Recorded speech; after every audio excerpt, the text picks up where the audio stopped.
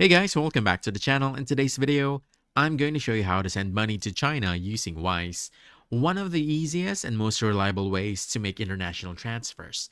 So let's get started. First, you want to open up your Wise app or go to the Wise website and log in to your account. Once you're in, you want to click Recipients. Then you want to click Add Recipient. Then from here, just choose a currency.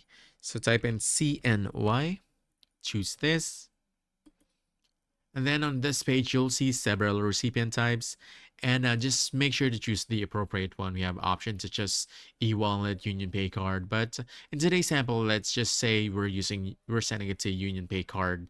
So let's choose this one. Then you want to choose someone else as the recipient. And from here, you just have to complete the remaining details. Just enter their account details. And once you're done with that, just go ahead and click continue. And that's it.